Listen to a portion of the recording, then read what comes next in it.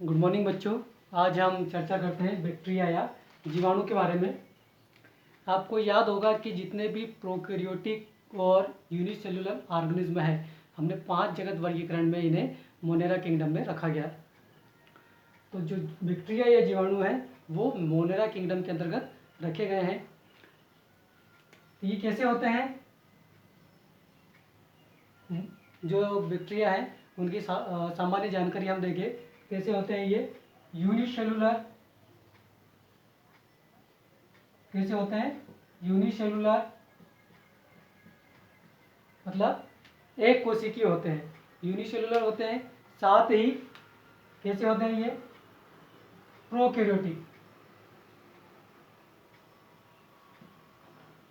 Unicellular और prokaryotic. साथ ही कैसे होते हैं? माइक्रोस्कोपिक,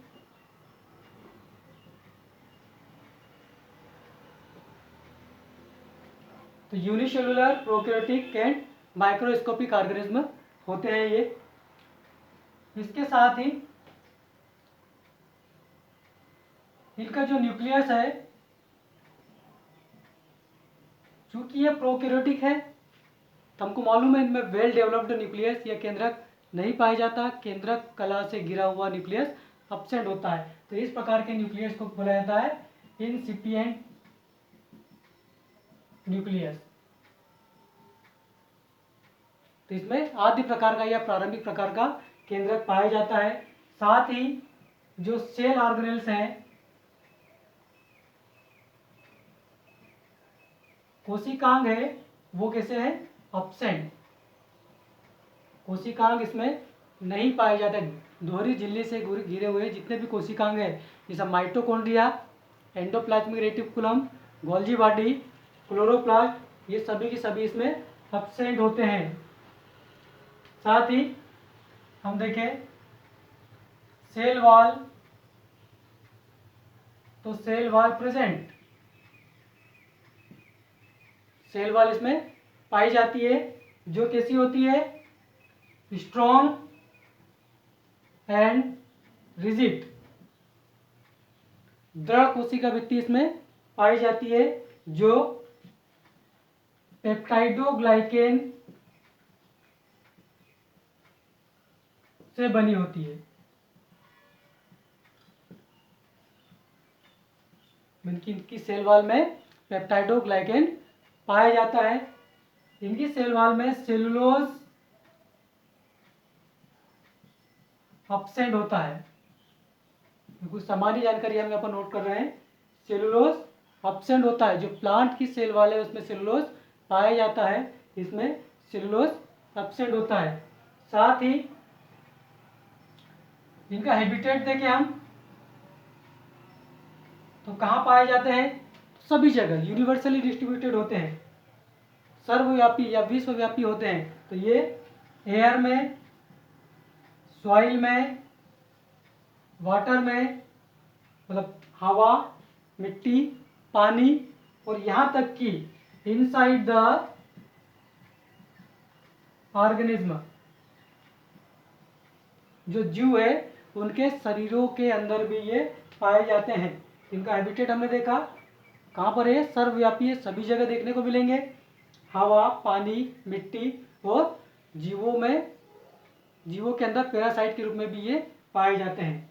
इसके साथ साथ इसका मोड ऑफ न्यूट्रिशन देखें हम, या पोषण विधि किस प्रकार से होती है, किस प्रकार से ये अपना पोषण प्राप्त करते हैं। तो इसमें पोषण विधि 2 प्रकार की देखने को मिलती है, ऑटोट्रॉफिक एंड हेट्रोट्रॉफिक।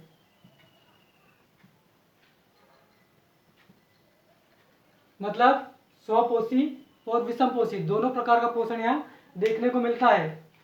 यदि हम ऑटोट्रॉपिक की बात करें तो ये भी 2 टाइप का होता है। एक होता है फोटोसिंथेटिक,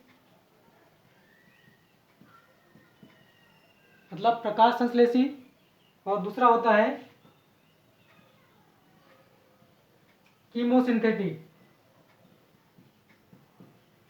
मीन्स रसायन संश्लेषी। फोटोसिंथेटिक प्रकार का जो होगा, तो चूंकि यहाँ पर प्रकाश संश्लेषण की प्रक्रिया ये कर रहे हैं अपना भोजन बनाने के लिए, तो इसमें वर्णक या पिगमेंट भी पाया जाना चाहिए। जिस प्रकार से प्लांट्स में या पौधों में क्लोरोफिल पाया जाता है, उसी प्रकार से इनमें जो पिगमेंट है, हम लिखें जो पिगमेंट है, ये वर्णक, कौन सा वर्णक पाया जाता है इनमें? दो वर्णक मिलते हैं, बैक्टीरियो क्लोरोफिल एंड बैक्टीरियो विरिडिन। ये दो वर्णक इसके अंदर पाए जाते हैं जो फोटोसिंथेसिस करने में मदद करते हैं इनकी। कीमोसिंथेटिक प्रकार का मोड ऑफ न्यूट्रिशन, जिसमें जो सोर्स ऑफ एनर्जी है वो रसायनों के द्वारा या रासायनिक अभिक्रियाओं के द्वारा वो एनर्जी प्राप्त करते हैं और अपना भोजन बनाने का काम करते हैं। और यहाँ फोटोसिंथेटिक में जो बैक्टीरिया होंगे वो प्रकाश या सूर्य के प्रकाश का उपयोग करते हैं अपने भोजन बनाने में। हेटरोट्रॉपिक की बात करें तो हेटरोट्रॉपिक मोड ऑफ न्यूट्रिशन भी अलग अलग प्रकार का होगा। एक पैरासाइटिक प्रकार का, या परजीवी के रूप में पैरासाइटिक प्रकार का, जो कि ऑर्गेनिज्म में इनसाइड द बॉडी या आउटसाइड द बॉडी ये प्रेजेंट होते हैं और उस जिस ऑर्गेनिज्म पर ये पाए जाते हैं उसे पोषक जीव या होस्ट कहते हैं। इसमें जो पैरासाइट होगा उसको बेनिफिट मिलता है और जो होस्ट होगा वो उसको नुकसान पहुंचता है। इसके बाद सेप्रोफाइटिक,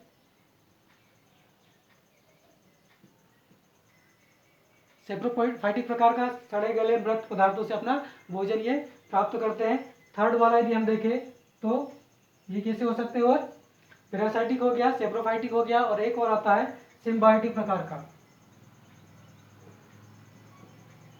सिम्बायोटिक प्रकार का जो मोड ऑफ न्यूट्रिशन होगा उसमें दो जीव साथ साथ में रहते हैं जिसमें दोनों को म्यूचुअली बेनिफिट मिलता है। इसका एग्जांपल हम ले सकते हैं बैक्टीरिया जो राइजोबियम है वो, और दूसरा आपका जो लेगुमिनेसी कुल के जो पौधे होते हैं उनकी जड़ों के अंदर ये पाए जाते हैं गांठों के रूप में।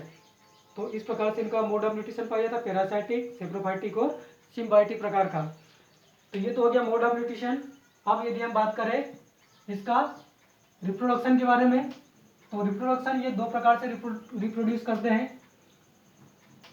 एक होता है आपका, मतलब रिप्रोडक्शन की बात करें हम, रिप्रोडक्शन या प्रजनन, तो ये दो प्रकार से रिप्रोड्यूस कर रहे हैं। एक तो होता है असेक्सुअली या अलैंगिक प्रकार का रिप्रोडक्शन करना, और दूसरा होता है सेक्सुअली। तो दोनों विधियों के द्वारा ये रिप्रोडक्शन करते हैं। असेक्सुअल रिप्रोडक्शन होगा वो मुख्य रूप से फिजन, जिसको हम बोले स्प्लिटिंग ऑफ सेल। क्योंकि ये माइक्रो अपना यूनिसेलुलर ऑर्गेनिज्म है तो एक कोशिका एक से अधिक कोशिकाओं के अंदर स्प्लिट हो जाती है तो वो फिजन कहलाता है। उसके बाद बडिंग के द्वारा ये सेक्सुअल रिप्रोडक्शन करते हैं। बडिंग या मुकुलन के द्वारा जो एक कोशिका है उस पर आउटग्रोथ निकलेगी और वो अपने पेरेंट सेल से अलग होकर नई ऑर्गेनिज्म को जन्म देगी, तो वो कहलाता है बडिंग। तीसरा है स्पोरुलेशन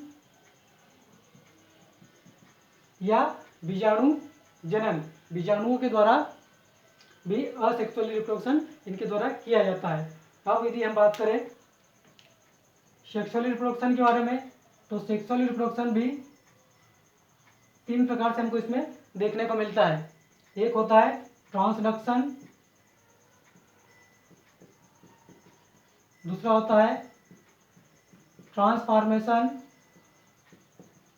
और तीसरा होता है कॉन्जुगेशन। तो ये तीन विधियों के द्वारा ये सेक्सुअली रिप्रोड्यूस होते हैं। हम यहाँ पर वास्तविक सेक्सुअल रिप्रोडक्शन इसमें नहीं पाया जाता, इसमें सिर्फ इनका जो जेनेटिक मटेरियल है वो मिक्सअप होता है। तो हम यहाँ पर इसको बोले कि बैक्टीरिया में जो वास्तविक जो लैंगिक जनन नहीं पाया जाता।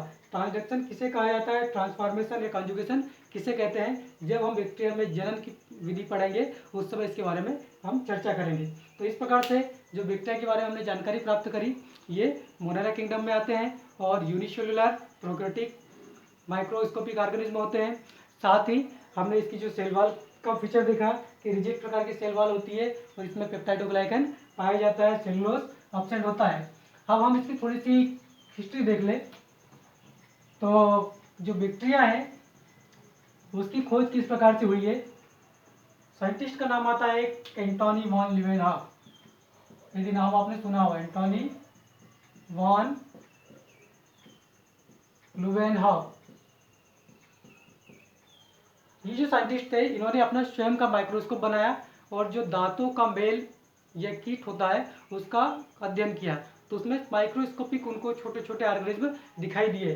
वो ऑर्गेनिज्म को उन्होंने जो नाम दिया वो मतलब इन्होंने क्या किया, टीथ के, या हम लिखे यहाँ पर, अपने बनाए माइक्रोस्कोप से दांतों के मध्य पाए जाने वाले मेल का अध्ययन किया।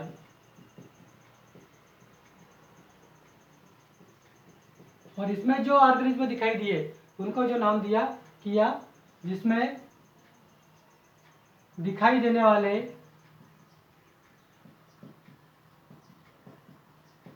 सूक्ष्म जीवों को एनिमल्क्यूल्स नाम दिया। क्या नाम दिया इन्होंने, एनिमल्क्यूल्स, इसका नामकरण किया। वास्तव में जब अध्ययन किया गया तो जो एनिमल्क्यूल्स जो नाम दिया गया वो वास्तव में क्या थे, बैक्टीरिया थे। इसीलिए इनको एंटोनी वॉन लीवेनहॉफ को फादर ऑफ बैक्टीरियोलॉजी कहा जाता है। यदि क्वेश्चन आता है कि वो is the father of bacteriology तो एंटोनी वॉन लीवेनहॉफ हम यहाँ लिख दें, father of bacteriology, father of bacteriology कौन है, एंटोनी वॉन लीवेनहॉफ। अब एनिमल्क्यूल्स तो नाम इनके द्वारा दे दिया गया था, एंटोनी वॉन लीवेनहॉफ के द्वारा। अब बैक्टीरिया नाम किसके द्वारा दिया गया, तो हम यहाँ देखें, bacteria name proposed by bacteria का नाम जो दिया है C.G. एरनबर्ग।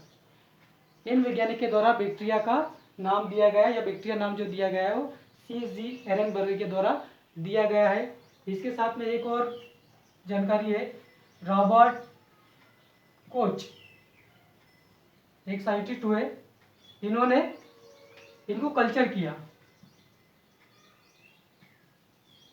आर्टिफिशियली बैक्टीरिया को कल्चर किया। हम यहाँ लिखे, बैक्टीरिया को कल्चर किया, इनके द्वारा बैक्टीरिया को कल्चर किया गया, इसलिए इनको फादर ऑफ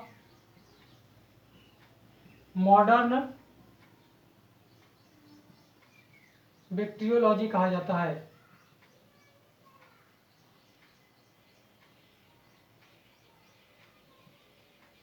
रॉबर्ट कोच के द्वारा आर्टिफिशियली संवर्धित किया गया था, कृत्रिम रूप से बैक्टीरिया का संवर्धन किया गया था कृत्रिम माध्यम के अंदर, इसीलिए इनको फादर ऑफ मॉडर्न बैक्टीरियोलॉजी कहा जाता है। और लुईस पास्चर जो साइंटिस्ट थे, जो लुईस पास्चर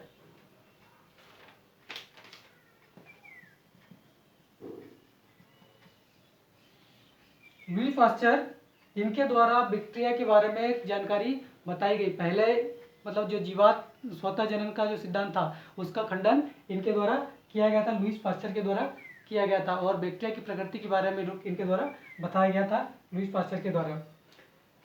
तो ये सामान्य जानकारी थी बैक्टीरिया के बारे में, उसकी इस प्रकार से खोज हुई है इनकी, और कौन कौन से वैज्ञानिकों का इसमें योगदान रहा है जो इम्पोर्टेंट थे वो हमने यहाँ पर डिस्कस कर लिया है। अब हम इसमें किस प्रकार से मोड ऑफ न्यूट्रिशन पाया जाता है बैक्टीरिया में, उसके बारे में चर्चा करते हैं।